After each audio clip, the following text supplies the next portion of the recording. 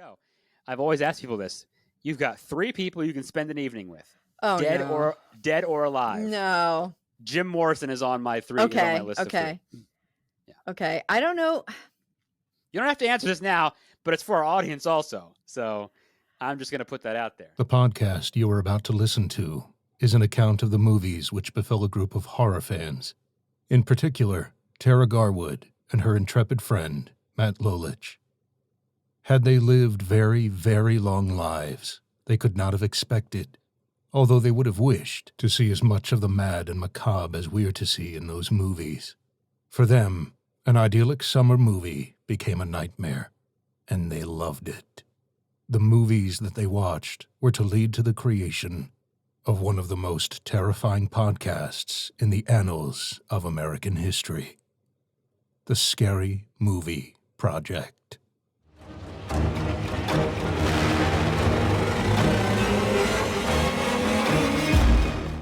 Hey peeps, this is the Scary Movie Project, the podcast where we talk about scary movies, share our perspectives as filmmakers, and raise elder gods with the sacrifice of our spoilery spoilers. I'm Tara.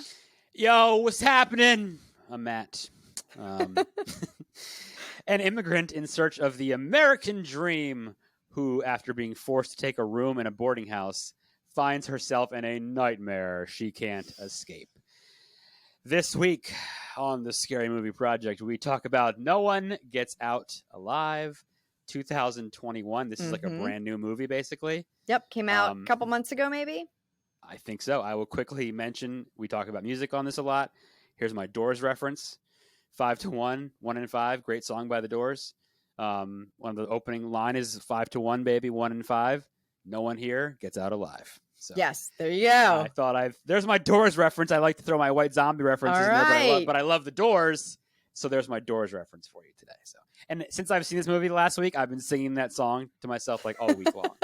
It's a great song. It's That's a good sign if it got a good song stuck in your head. Oh yeah, absolutely. So 2021 movie, 1968 song. So yes. A little bit of a distance, a gap in between. Little gap, just a little bit of time there. Timeless. And thank God I don't have to say that I was alive when that song came out, because I was not. Definitely not alive. I was definitely not alive when that song came out, and by a fair amount. So I'm pretty happy about that. Well, here you go. How about this? Neither of us was around when that song was written, and neither of us were around when the man who wrote that song died. So yeah, there you go. Sadly, Jim Morrison is no longer with us. So yeah, whew. That is very sad, but I am glad. He's on my list, by the way. If I can throw this out to the viewers, too, and to you, here you go. I've always asked people this.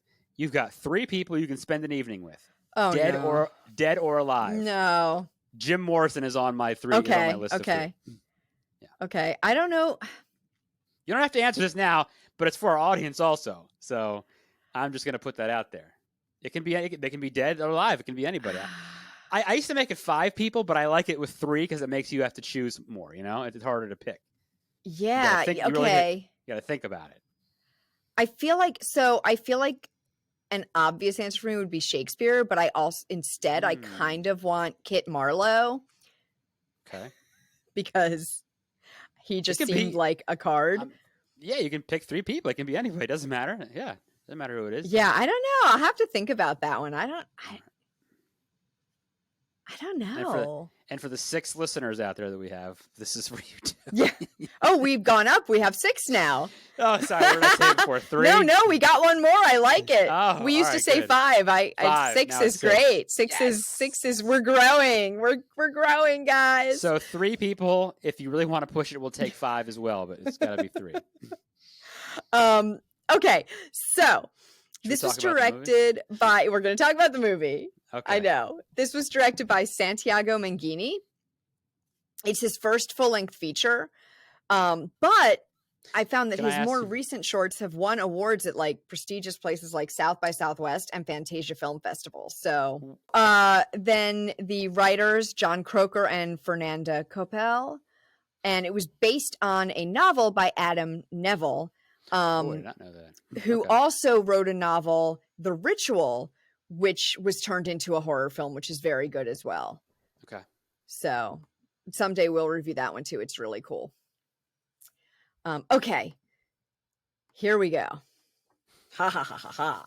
We begin with old footage of Professor Arthur Wells in a jungle, and he finds a large tomb, and we see a box being hauled out of it. And it's all like very old. Like, it looks like the footage you would see of old, like, Egyptian, like, people going into the pyramids and stuff. It's really old looking. Sure. And then we see, although I think it actually takes place in like the 60s or 70s, but it feels very much like those 1930s tomb raider kind of things. Absolutely. And then we see this shot of moths pinned to a like corkboard or whatever on a wall. And a young woman, Simona, is sitting in on the couch in like a living room talking to her brother on the phone. She's speaking Spanish, and she says something about like she was wrong and she wants things to go back how they are, and then her power goes out and the phone goes off, and she peers down the hall. So it turns out she's in this old house, and she peers down this long hall, and she calls out hello, and she sees a box in the far doorway, and it like jumps a little and moves towards her, and she screams. Yeah, I would. And disappears. Yeah. And that's the last we see of her. So yeah. Hello, Simona. Goodbye, Simona. She's gone. And then we get the title, No One Gets Out Alive. Yeah. And we see the back door of a truck being opened, presumably by a coyote, not the animal, the person who smuggles people across the border. So he opens the back door of the truck, and people are climbing out. And Ambar, our main character, is one of them. And we are now in Cleveland. We were in Cleveland with Simona too, but who doesn't want to be in Cleveland, right? Yeah, right. I don't know. I don't know anybody who does want to be in Cleveland, but I also don't think I know anybody who specifically doesn't want to be in Cleveland. I would like to visit. Cleveland gets a terrible rap, but I would like to visit Cleveland. I've just never... I'd like to visit. They have good food. They have the Rock and Roll Hall of Fame. Okay.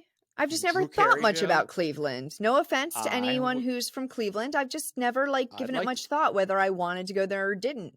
I'd like to visit it. Okay. I mean, it sounds cool if it has the Rock and Roll Hall of Fame. That sounds Drew Carey. Neat. I mean, Drew Carey show. Come on. Yeah. Okay. Okay. I'd like to visit Cleveland. And interestingly, we are in Cleveland, and some of the exterior footage was filmed in Cleveland, but most of the film was shot in Bucharest. Ooh, that's a wonderful city. Yes, I know you've been there. So yeah, that's where most of it was done. No kidding. I'm trying to think now if I doubt I recognize it, but that's awesome. So I think all the interior stuff at the woman's boarding house, I think that must all be in Bucharest. Yeah, well, I have no idea. Bucharest is the Paris of the East, as it's known, is a beautiful, beautiful city. Please visit if you ever have a chance. I loved it. I had a great time there. That's very cool. I'm super jealous. Yeah, that's awesome. Super jealous. Yep. Okay, so Ambar, we see her paying at a motel, and the man behind the counter tells her that if she's going to stay any longer, she needs an ID. Yep. And so then she goes to work, and she's all, I'll get it to you. I'll get it to you. And then she goes to work at a sewing factory, for lack of a better term. I don't know what it's called, if it's a factory or something else. But it's a factory. Okay, it's one of those big... She's a factory worker. Okay, yeah, it's like a factory, but they're sewing. Yeah. Yep. And she pulls a sign for a women-only boarding house off the bulletin board. And then we see her at the boarding house, and the landlord, Red, is showing her around, and he tells her the only other girl there is Freya, and her English isn't so good. So, okay, the guy who read, right? Yeah. Does he... Let me see. This is what I thought of right away. Did he remind you of anybody? Let's see if you have the same vibe. Oh, no. I don't know. I'm guessing no. All right. He reminds me of James Hetfield from Metallica. Oh. Do you think at all? I wouldn't know him if I saw him, so... You know what James Hetfield looks like, don't you? No? Oh, no. I don't think That's so. so sad. Anyway, if anyone out there knows, I am not good at music, like music, pop culture at all. I think he looks like James Hetfield from Metallica. So anyway, go ahead. Okay, well, guys, tell us what you think. Does he look like James Hetfield? Is that who it is? I'm telling you, that's not who it is. But Metallica. Does he look like him? Yes. Is there a resemblance there or not? Yes. Let us know what you think, because I have no idea, and I cannot confirm nor deny. The answer is yes. So I love this. He asked her where she's from, and she's like, south of here. Yeah. Not very far. not very far. And so he tells her, he shows her her room, what would be her room. He tells her he's on the top floor if she needs anything. She gives him a month up front as a deposit. And he tells her he's up on the top floor if she needs anything. And then that night, she listens to a voicemail from her mother. And then she hears the girl in the room below her, who is Freya, crying. Who she saw her briefly, right? But she hadn't had a conversation with her, right? She's seen her on the stairs. Like he pointed her out, I think. I think when he said the only the girl here is Freya, I think he might have pointed her out. She's always like in a rush or something. Yeah. Okay. And so then she like remembers visiting her mother in the hospital, and her mother is asking her to stay. And she's like, of course, her mom's stay longer, of course. And so she has this memory. And the next morning she leaves, and this is when she bumps into Freya. And she says something to Freya, and she says, well, Red said it's just the two of us. And Freya says, Red is full of shit. Yeah. Yeah, I love it. Great line. And she just keeps walking. And so Ambar's like, on her way. Right. Okay. Whatever. All right. Then at work, Ambar's boss tells her that her work isn't good enough or fast enough. Yeah. And in the locker room, she's like getting ready to leave, and her friend from work, Kinsey, tells her that her ID is going to cost more than she expected because she insists that she be from Texas and not Oklahoma. Mm-hmm. And so she's like, it's going to be $3,000 then instead of, I think it was going to be like $2,000. Now it's going to be $3,000. Yeah, $3,000. Yeah, my goodness. Oof. I know, for a fake ID, but like they got you over a barrel, right? If you need a fake ID. I got a fake ID in high school. I remember the guy who made him, and all I had to do was buy him lunch, and he hooked me up. Yeah, like, cool. But that's like kids getting crappy fake IDs to go to bars. This is like this has to pass like No, it real muster. Like, it's probably and if they're legit, it's probably worth it. So so I feel like you're gonna spend some money on that. Yeah. Oh yeah. So Ambar goes to have dinner at her cousin Beto's house, and we find out that he has gotten her an interview for a job, and basically. They talk about how Ambar didn't go to college because she was taking care of her mom for years, and he's telling her what a good person she is for taking care of her. And before she leaves, they tell her she doesn't have a good coat, so they give her his wife's old coat, this like big pink fluffy thing. And when Ambar, Cleveland, you need a coat in Cleveland for sure. That I do know about Cleveland. It's cold. So when Ambar arrives back at the boarding house, she notices a door that's padlocked, and then like low down on the wall on a corner, she sees what looks like fingernail scratches. And she asks Red for her deposit back, right? Because she needs it so that she can afford the Texas ID. Is this part where she sees it and goes over, and he shows up and he says, "What are you doing? You're not supposed to be walking around or something." And she says, "Oh, I heard something." Right? Is that part? I think that's. I don't know if that's here or if that's in the next part.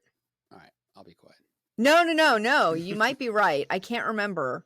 But she was really good about like just playing it off, like, "Oh, I heard something," or Yeah, he definitely walks up like while she's looking at the. Mm-hmm. I think he walks up while she's looking at the scratches, and she sort of like stands up and is like, "Doo doo doo." Right. And so she asks him for the deposit back, but he tells her he's already spent it. Yep. So that sucks for her. Yeah. So then she's in her room again, and she hears crying. So she goes downstairs and she knocks on Freya's door, but it's empty. And there's a handprint on the door frame, which is it's not like a bloody handprint. It's just a handprint, but still, like, it looks like somebody has grabbed the door frame, like trying to stay in the room or something and not get hauled out. So then Ambar stands in the kitchen. She's making tea, and she remembers her mother's sick bed again. And see lots of those. It's like it's like the same. Everything's the same until her mother asks her, "What's that in the corner?" And we see the big stone box. The box again. That is the box that the first girl had seen. Yep, that's right. Right. So she sees that box. And then when she goes back to work, she asks for an advance from her boss. And he is like, "You got to be kidding. You suck." And he puts her on packing for the day. Oh, sorry. Was this also when she's also asked because what's her face just rolled out? No, okay. Not yet.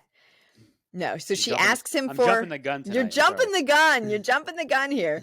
She asks for an advance, and he puts her on packing for the day. You suck. Yeah, he's like, I should fire you, basically. And so he puts her on packing for the day instead of sewing, and tells her, prove to him that she's good for the other job when she comes back tomorrow. Right. And then, like, a moth flies onto her back, and she hears her mother's voice. So it's just one of those, like, odd, out of place moments. And then later that evening, Ambar and her friend Kinsey are out for a drink. And Kinsey encourages her to take the ID that says that she's from Oklahoma. But she says, "Well, I told my cousin Beto that I was born in Texas to get the job interview." And so it's like she can't change the lie now. She's screwed. So Kinsey tells her she'll lend her the rest of the money she needs. And Ambar just, like, pulls it out of her bag, out of an envelope in her bag, and gives it to her immediately. And as Ambar walks home, we get this really great visual where the streetlights go out behind her, just one by one by one. And then she stops under one, and there's, like, a moth in the light there above her. So again, like, nothing happens, but it's very cool and, like, atmospheric. I wonder if that was a scene that they did in Bucharest. Interesting to know that. Oh, yeah, I don't know, because they said some of the exteriors were in Cleveland, but, like, you don't really know which ones. No, you don't. You would just want it to be gritty and cold. That would give the Cleveland appearance. Yeah, exactly. Yeah. Right. Urban decay. Urban decay. What does my husband always says? It's the Tarkov look, because he plays this video game Tarkov. Have you played it? No. It's very, like, everything's, like, modern, but it's all, like, a little bit decrepit and, like, empty. Okay. And it just, so he's like, "Oh, that looks like Tarkov." Sure. That looks like Tarkov. Yeah. Right. So when she gets to the boarding house, she hears banging, and it's coming from the study. And a man who we'll later learn is Red's brother, Becker, is banging his head against the wall. And so interesting person. She looks in, and she's, like, watching him in the study, and then she's like, "Oh shit." She, like, books it back to her upstairs to her room. And then we hear him outside her door whispering, and then he just bangs once on the door, and she's, like, really frightened, and he just goes away, I guess, because we don't hear anything else.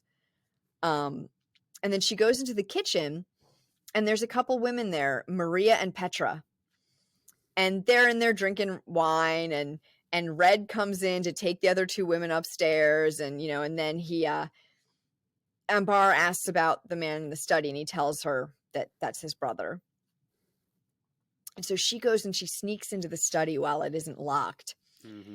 And she sees the framed moths that we got a shot of in the very beginning of the movie, and, like, some other pinned bugs, and there's a recorder playing. It's like a Silence of the Lambs moment or something, like when it's very creepy. All the twine and everything. Yeah. Yeah, and so she picks up the headphones to listen to the the deck, the recorder, and it's someone talking about sacrifices and receiving a blessing. And then there's also a photo of a man and a woman, and the man's face is scratched out. And there's like drawings of sacrifices, and there's a photo of the box that she saw in her memory, in her like weird memory with her mom, with and the names of Arthur Wells and Mary Wells are in that book with it. And then so she's like finding some weird stuff, but nothing's officially like happened yet. It's just weird. Just some weird stuff. Yeah, it's just everything's a little weird right now. And then the next day, Kinsey is not at work. And so here's the part you were talking about. Yep. Go ahead. Ambar calls her, but she doesn't get an answer. And she goes to the boss, and she, you know, she's asking him like where she is. And he says, well, she quit this morning and she just sent a text. And she asks for Kinsey's address, and he won't give it to her, of course, because that's not legal. So she argues with him, and he fires her. Yeah, pretty much. And she goes home to the boarding house. I think she rides around on the whatever they call a metro there. In DC, we call it the metro. The subway. She rides around on the subway for a while, and then she goes home to the boarding house, and she takes a shower, and she can hear noises through the drain pipe. So she like turns off the water. More nasty shots of drains, which I've mentioned. I don't like. Yes. It's and they like zoom in on the drain. Gross. But I thought it was interesting because we've seen so many scary things happen in shower scenes, like Psycho and things like that. But like, I haven't ever seen, I don't think, like somebody hearing something through the pipes in the drain. I'm sure I've seen or heard. That was a new one for me. So I was like, okay, that's kind of like. Didn't that happen in It? I think that happens. I have not watched it. Okay, watch that. I think that happens in there. Which I really should, because I love Tim Curry. He's amazing. Did you read the book? Nope. Okay, read the book, and then watch the miniseries from 1990, whatever, with Tim Curry and John Ritter. And then watch the 2 new ones from a couple years ago. Very good. Yeah, I like him too. He's a good actor. Little Skarsgård, whatever his first name is. Yep. Good miniseries, good movies, good stuff. The book is great. Yeah, I'll have to watch them at some point. I just haven't gotten around to it yet. It's like 1,100 pages. I got it done in like 2 months, but I mean, once you get into it, it's good. But yeah, good stuff. So let me see, where are we? She's in the shower. She hears noises through the drain pipe. It sounds like screaming. And then she like looks to her side, and she sees a woman outside the shower curtain. It looks like Freya. But when she pulls open the curtain, nobody's there. Yep. So then she runs into Red when she goes back into the hallway, and he tells her that Freya, she asks about Freya, I guess, and he tells her that Freya left a couple days ago. Everyone's just leaving. Like, what's going on here, right? And he tells her now the other girls are here. I can give you your deposit back. Like, it's easier now, so I can give you your deposit back. So that's cool for her. She's happy about that. She goes back into her room. She lays in bed, and she listens to what we now know is her mother's last voicemail. Mm-hmm. And then there's a moth, surprise, surprise, flying around the room. And she like smashes it. She just reaches out and like whap against the top of the nightstand. Oh my God. That squished that thing. Yeah, that was awesome. But when she rolls back over, we hear its wings go and it starts flying again. Mm-hmm. And then there's a woman standing in the corner who says her name. And she wakes up and she notices that her door is open and she hears crying again. And so she sort of goes to the door to like investigate, and we see footsteps like track into her room, right? Like we don't see anyone or any feet. We just see like the marks of footsteps, like the feet are wet or something.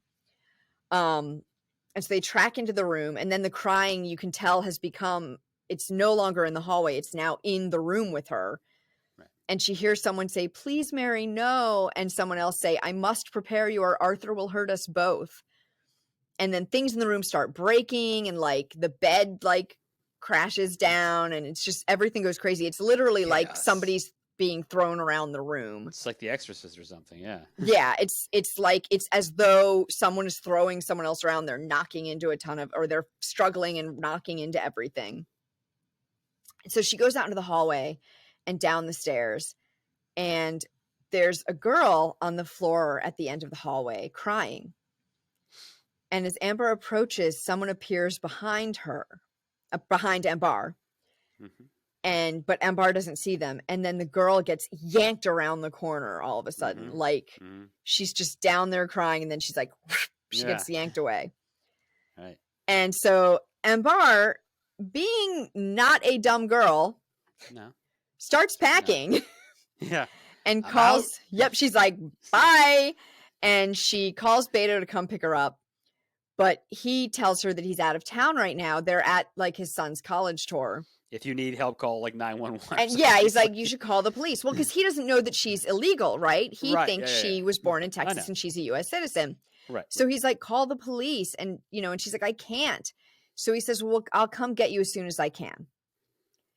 And Ambar goes to knock on Red's door and get her deposit. But Becker answers.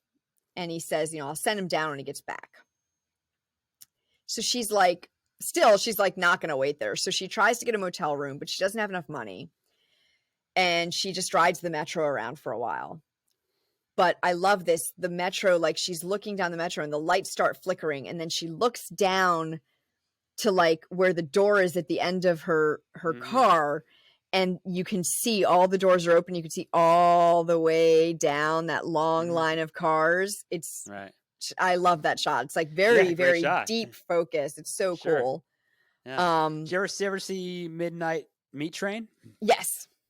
Kind of maybe like does it remind you of that at all? Maybe a little bit. Yeah, a little bit. Yeah, definitely. But so then she sees her mother sitting like across from her and a few seats down, and then the creepy box is there. The box returns. And yes, the return of the box. Return of the box. And these creepy hands like come out of it, right? And she wakes up and she's in a diner. Yep. So I don't know if she was ever in the metro or if she was in the metro and she went to the diner and then she fell asleep and that's when she had the dream with the like mother in the creepy box and everything. Weird scenes that throw you off because they keep happening. You're not sure it's real, right? It's weird. It's weird. It's a weird order of events, so you're not really sure. But she wakes up in a diner. And behind her, a police officer comes in. And you can tell she's kind of like nervous. She's kind of like putting her head down. And she calls Red. And he comes and meets her at the diner. But, when she asked him if he brought the deposit, he's like, well, no, I was out when you called. And so he's like, I don't have it with me. I came straight here because you sounded upset. So then he tells her that, she doesn't want to go back there, but he's like, well, I don't want you to either because Becker's pissed off about me giving you the money back. And he tells her basically like the story of him and Becker, and that Becker, he's a bit off, but he stood up for him. He stood up for Red when their dad was like sucky. And now Becker is sick and it's Red's turn to look after him. Right. And so he drives her back to the boarding house and she goes back with him, which is when she is not being a smart girl. No, she's being a dumb girl now. She goes back. The worst idea. So when they get inside, he tells her, well, the money's up in your room. And the other two girls are in the kitchen again. And Red tells them he'll join them soon. So Ambar goes up to her room and looks for the money, but it's not there. And then Red comes in and he starts telling her about his dad collecting all this weird stuff and like that he would have let her leave, but Becker needs her. Yeah, this guy, you realize, and he's more than a bit off. Like he was like trying to get her to drink wine with them, and like she wasn't interested. So he's like giving her this weird speech, and then Becker comes in and he grabs Ambar and just takes the wine and like literally like sticks his thumb inside her mouth and shoves the wine down her throat. Pours it down her throat. Like, damn, dude. Ooh. And then Red says, please don't try to leave. It'll make it way worse. Oh, yeah. and she's out. This is not going well. And she wakes up to a quiet knocking on her door, and it's the other two women, Maria and Petra. And they're freaking out too. And they say, like, we all need to stay together until we can leave. And they've both been dreaming about the box too. And Maria thinks the box is in the basement. So we don't know how she knows this, but she thinks the box is in the basement. Later on, let's go investigate a creepy basement in a boarding house. Yes, let's go do that. I don't think they don't even like get to that point though. They're like, I think it's in the basement, and then shit goes off. Yeah. So Ambar wakes up later, and they all hear these women, like a bunch of women, crying, and Petra says, "Muerte," they're dead. And Maria starts singing, and then we see all the women there in the room with them. And Ambar sees her mother in the doorway asking her to stay longer. And then she wakes up for real, and the men are taking Maria and Petra. They're dragging them out of the room. But then the doorbell rings. So Becker locks Ambar in the room. And, they've gotten the other girls out of the room already. So she's in there alone now. And it's Beto. And he tells Red he's looking for Ambar. And she hears him, and she tries to yell to him through the window. And then he's telling him, sorry, she's not here. I don't know anything about it. And then, she opens the window and she yells down, and he's like, oh, okay. Well, so then he even before that, I forgot he sees the big fluffy pink coat. Okay, right. That's right. And so he's like, we don't have anyone here with that name. And he's like, that's her coat. Like, I just gave it to her yesterday. Like, that is her coat. And so then, she breaks the window, and he hears her that now. And so he pushes his way in. He gets to her bedroom door, and then Becker just beats him to death. And the thing about it is, you only hear it. You don't actually see it. But you see Ambar, she's in the room, and the blood starts pouring through, and you're just like, this dude just obliterated him.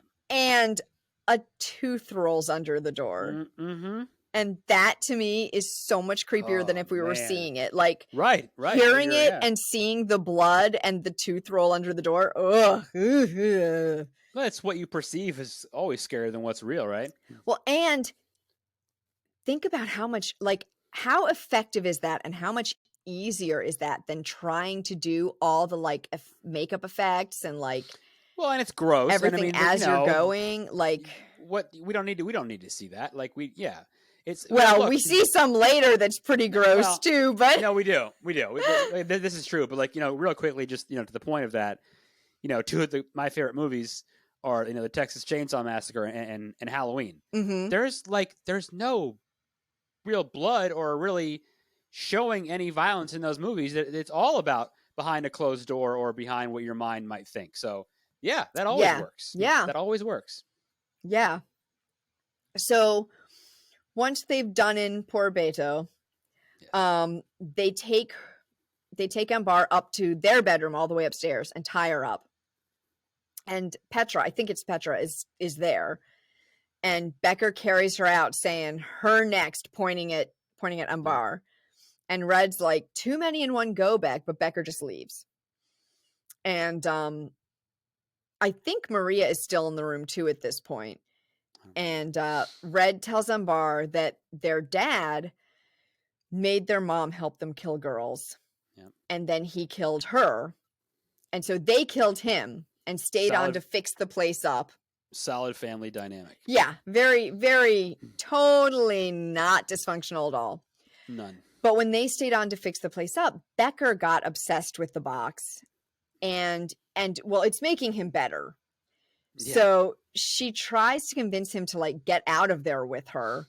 Right. And he starts to unlock her handcuffs, but he hears his brother and he stops and he's like, sorry.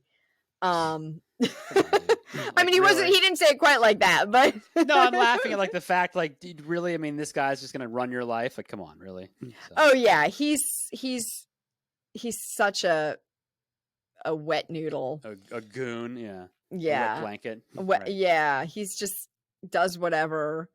So Becker throws Ambar over his shoulder and he carries her to the basement while all the dead women are watching, including Petra. She's there now. And the basement room is full of candles, and there's an altar in the middle. Yeah, and he chains her to it. And then he opens up the stone box. Like there's like the front of it like just comes off in a piece. So he pulls that off to the side and leaves, telling her, you should feel honored. Like, okay, yeah, sure. Thank you for tying me up. I'm chaining me up. I'm quite honored for this. Right? Yeah. So then there's a noise like footfalls coming from the box. And moths are flying out of it and flying all over the place. And then Beto is there, and he's alive, and he unchains her. Right. And they try to break open the outside basement door, but she's dreaming. And now we see her mother. Yeah. And it's the same scene as before, and the footfalls in the box like keep getting closer. And then the creature, or some sort of old god, appears. Huge arms first, right? Coming out of the box. Yeah, it's a bizarre looking creature. And it's huge. It's way too big to fit in the box. And then the box is in the corner of a hospital room. And in the basement, the huge old god is like walking on its huge ass hands. And it grabs her head. It has like big hands that it walks on, and then little small hands. And it like stands over her, right? Yeah, so it has the big hands, then it has little small hands. Mm-hmm. It's like and T-Rex. Yeah, kind of. So the small hands, they grabs her head. It doesn't make that noise. T-Rexes make that noise. Well, they don't either, but I do when I'm a T-Rex. They make really much scarier than that. Yeah. So it grabs her head with its smaller hands. And then in the hospital room, we see Ambar say, like, no, that she answering her mom that she won't stay longer. And her mother like reaches out and starts to strangle her, but she fights back and she kills her mother. Sure does. And the old god by now is like, whoa, and retreats back into the box. And she puts the door back on and leaves the basement. And I love this. She starts to leave. She starts to go toward the front door, and then she's like, nope.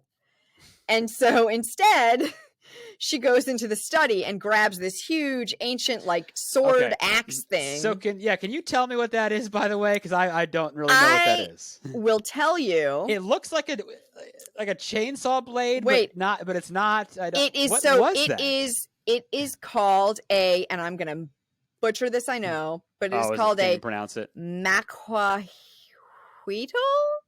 Oh my goodness! Can you spell this, please? Macua, A with an accent over it, Huitl. I've never heard of this, and I do not know. Macuahuitl? I don't know. I have no idea what this is. But it was the choice of weapon for Nahas and Aztecs. Oh, so when they went into battle, it's an old Aztec. It's badass, is what it is. Yeah. So I'll have more about the Aztec stuff when we finish the movie in a few minutes. But yeah, the damage that this thing does is like, it's insane. So she grabs it, she heads upstairs. It reminds me of almost like, in Pulp Fiction when he's looking around, what does he want? The chainsaw? He tries that out. No, I'll take the samurai sword. Like, yeah, oh my God. No, she just she goes straight for what she wants, and it is that big Macuahuitl. The kick-ass. I know I'm saying that so wrong. Yeah.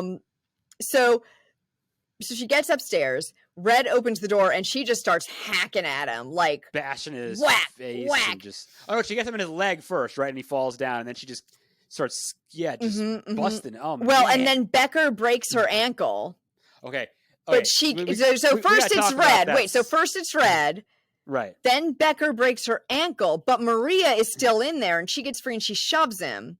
Oh, but I wanted to mention that ankle scene for me was one of the. So yeah, they're going back and forth. She's hitting him with that Aztec tool, busting him up, and then she's laying there, and it happens so fast, but it's so memorable. And he just raises his leg up, and you see him just stomp right on her, and you go, oh, it's so bad. It's so bad. Like, because we've all twisted an ankle, we've all fallen, some of us have broken an ankle. I've hurt my ankle badly before, and I can just feel it. It's like, oh my God. And at first you wonder, is it broken? And this guy's pretty big. He's got a boot on. I'm sure he broke her ankle, but that is nasty. Oh yeah, Woo! it's really bad. And I am like that with knees. Things happen to knees, and I'm like, I've had knee issues, so yeah, I can feel that. Yeah, it's really bad. Man. This wasn't as bad as the Achilles cut from Pet Cemetery. Oh, that's that's bad too. It's pretty bad. Anything with Achilles, the Achilles getting cut is this not is pretty good, gnarly. not good he at just all. Stepped on her and cracked her ankle. Oh my god. So Becker stomps on her ankle and breaks it, and Maria gets free and she shoves him, and then they struggle, and he just pitches Maria over the landing, and she goes down like 4 floors, splat. That scene, yeah, she pushes him. It's this harmless shove that does nothing, and she runs away, and she gets like a foot away. I mean, she makes no real attempt to get out of there, and he grabs her. They have a struggle, and yeah, you know what's gonna happen. You know he's gonna do it. Oh yeah. And he just picks her up, and and she just falls and splat. It reminded me of huge and muscly that it's like it's literally like if you picked up a stuffed animal and dropped it over the edge, just like drops her right off. Yeah, he's just and like you see her just splat, and then you just see the shots from high above. Yeah, you can't get any detail, but you can see the blood just start. I mean, she dies instantly. Oh yeah, she has to. It's so bad. So. That's like 3 minutes of like some nasty violence right there. Oh yeah, well there's a little more. We're not done. Right? Yeah. He grabs Ambar now, but she's gotten in. I don't know what she picked up, but it's something small and sharp. It's a piece of shard from that tool, maybe. Oh, is that what it is? It might be. I could be wrong. Okay, it's something small and sharp, and so she slices his neck with it, and then she grabs the sword axe thing, the Maquahuitl. Aztec weapon. And she smashes the dick out of his head. Yeah, like she just stoves his whole head in.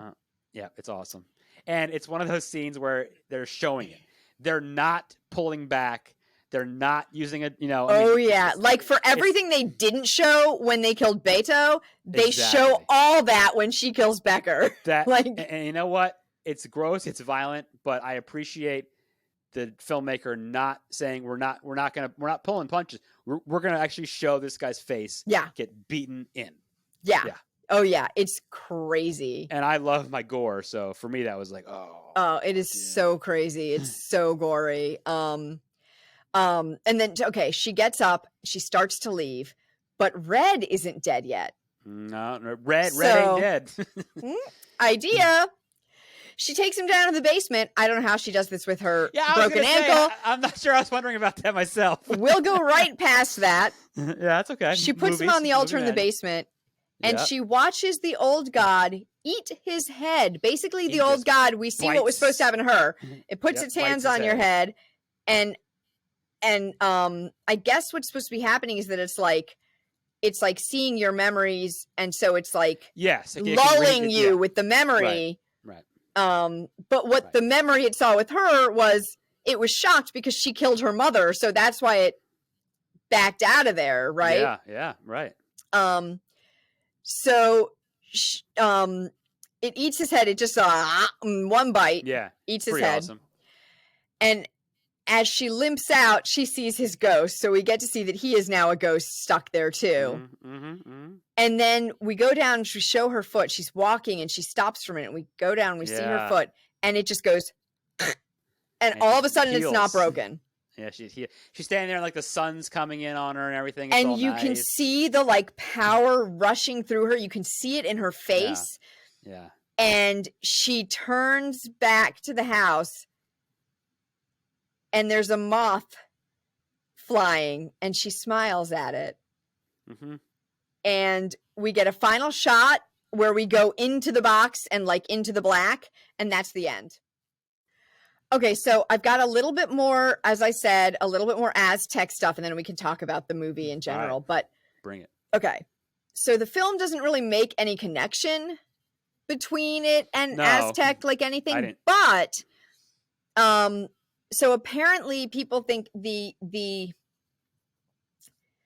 the moths, and there is a warrior goddess in the Aztec culture called, and I'm going to ruin this one too. It's Papalotl. Okay. It's Papalotl. something like that. I know about Papa Legba. And the meaning of that is clawed butterfly or maybe obsidian butterfly. Okay. And so, they've been doing this moth thing, and the monster kind of has like the look of like, it looks like it's maybe got like moth or butterfly wings dragging behind it, like big, huge wings. And then, so it's Itzpapalotl is described in Aztec mythology. She rips the victim's chest to eat their hearts, and then the victims become deers. And she can describe herself as a beautiful woman, but the victims in the story are male. So it doesn't quite line up, but like there's theory that maybe that's like kind of what it was like pulled from. Okay. And then I mentioned the book, The Ritual, that Adam Neville wrote, that and this. And so at one point in the film, there's a newscast that mentions 4 lost hikers that are lost in the Swedish woods. Okay. And that's a reference to The Ritual. Oh, okay. Very cool. So, I love stuff like that. And I do have to like very quickly give a shout out to the creature designer, Keith Thompson. Okay. Because that creature was amazing. Yeah. Like, it's so creepy. Yeah, it was wild. It's so creepy. It looks, I don't know. Like, well, you were saying it, I think we were saying before we started recording, it looks kind of like Guillermo del Toro.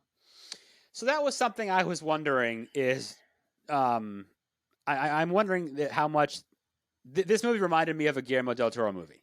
Yes, it did. The feeling of it did. When I saw the monster, it just that reminded me of him. That seems like a monster I would see in one of his movies. I think I definitely agree with that. I also think the feeling of it being sort of like one of his movies, I think to me it feels with like box, very social commentary too. Yeah, like it's very mysterious. There's a social commentary going on. Yeah, it definitely feels very, very Guillermo del Toro. That's what I had for it. I also thought, look, you keep going if you're not done, if you still had stuff you wanted to talk That's about. all the trivia. I mean, I have stuff to say, but not any more trivia. I'd never heard of this movie. I watched it. I enjoyed it. There were, things that I enjoyed, like, you genuinely feel like I started to genuinely feel bad for this character. Mm-hmm. She's got it tough, Yes. She's got a job she hates that she's working hard at that she can't catch a break. She's got a crappy living situation. It's just it's not an easy go for her. You feel bad for her. And the reality is, unfortunately, this is how a lot of people do live their lives, and that really sucks. Yeah. And I really hate. Oh, sorry. Go ahead. Yeah, go ahead. No, go ahead. I was say, I think in a way, because of all that, the first half of the movie is kind of as horrifying as the second half in a different way. Yeah, because that's real. That's real, like, scary stuff. Like, there really are people. The reality is, people in this country don't get paid enough money. Mm-hmm. Too many people are at terrible living wages, and they work too much for no money. And that's kind of showing that's not a made up scare. That's real. Yeah, that's the real exactly. deal. We don't value people. We don't pay them what they're worth, and that's a crappy thing. And you feel bad for a character, like you genuinely feel bad for her. Absolutely.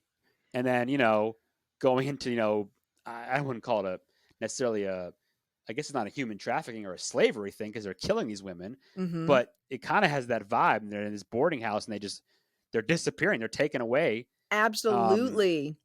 And that's part of it. And they're killing these women.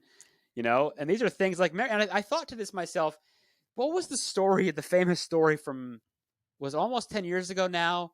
They found the women in the boarding house. Was that in Cleveland? These women had been there for like 20 years. You remember what I'm talking about, though, don't you? I think so. The woman had been in the boarding house or had been in this basement for like 30 years. And she had fathered this guy's kids.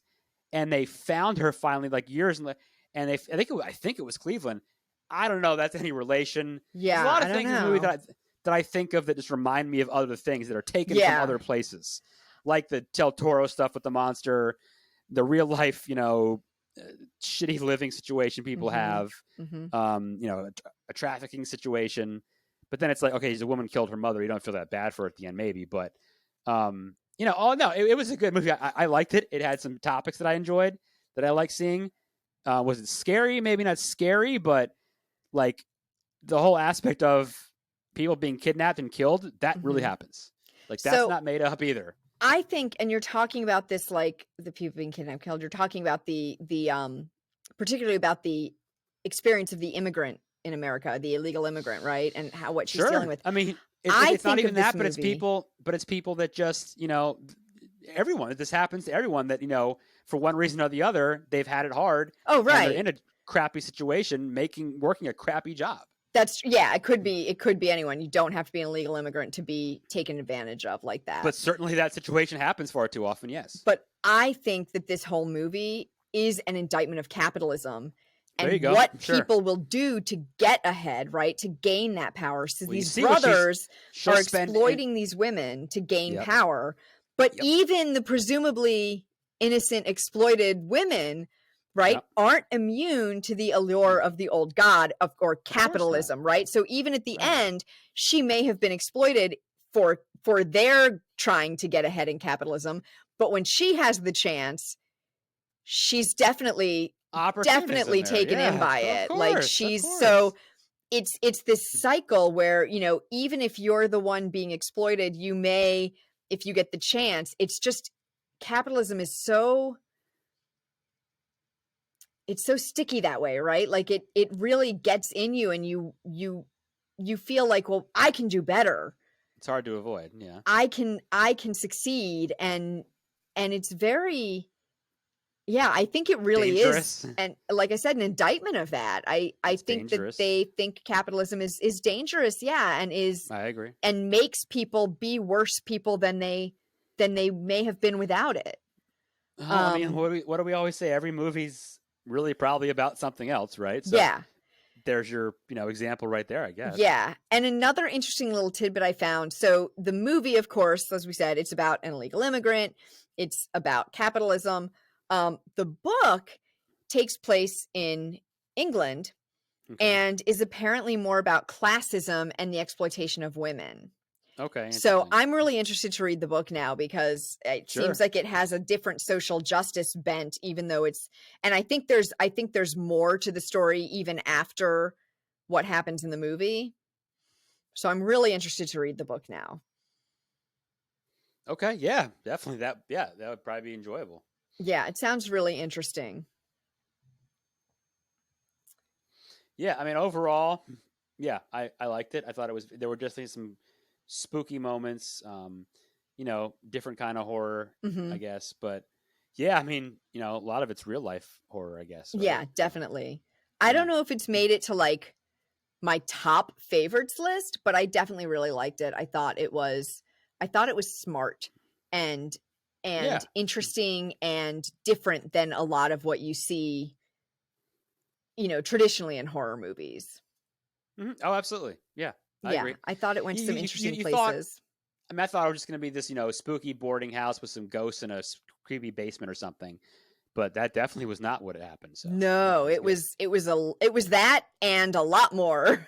Mm-hmm. Yeah, and this woman that played actress, I looked her up. She is so dang familiar, but I looked her up and I have never seen. She's young. I think she hasn't done a whole lot either. Yeah. It's nothing I've ever seen her in. So where do I know this face? Like, it's driving me crazy. I don't know. Yeah. I didn't recognize anything that I would be like, I've seen her in this. Yeah. No, I was like, where is she from? And I kept trying to, and I can't find it. So I don't know. She's very good though. Like, she's great. I think she was great. Especially that end where I was like, I can tell that she is now deciding to stay in the house and use the box.